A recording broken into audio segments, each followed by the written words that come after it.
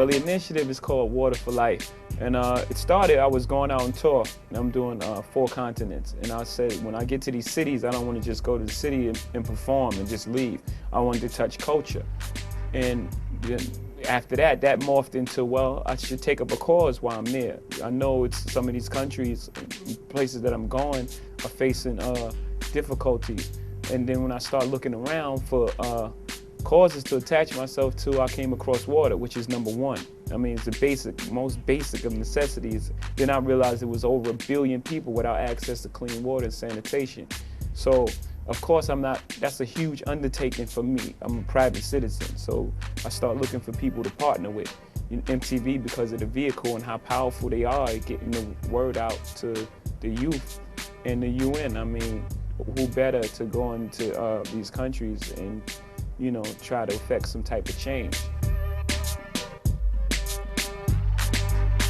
I went into shanty towns, met a young lady named Bella. That affected me the most profoundly, Bella, because she's 14 years old. She's in the 4th grade, and she weighs about 80 pounds. And the water that she's carrying, she goes in just two 20-liter buckets, I believe. It was difficult for me to carry. So it has to weigh about 30, 35 pounds. She's about 80 pounds, like almost half her weight.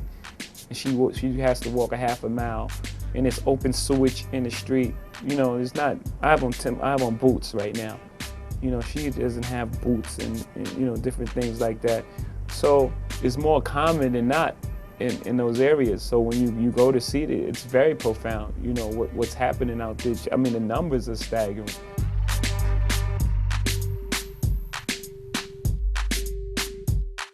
I was in a rural area in Durban, and it was with these other school students, and I walked down the hill with them where they had to go, because their problem is different than in the city. In the city, you can run one pipe and bring water to a 20-block radius.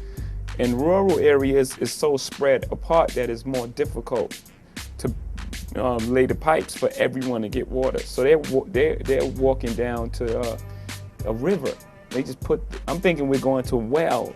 So they go down to a river, these other girls in Durban, put the bucket in the water and take the water, and that's it.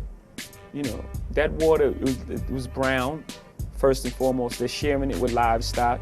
And animals are animals, so they can defecate in the water or anything.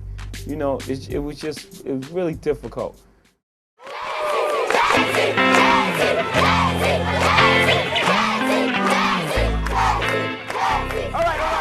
Like I said, it was 1 billion people without access to clean water, so we start building these play pumps.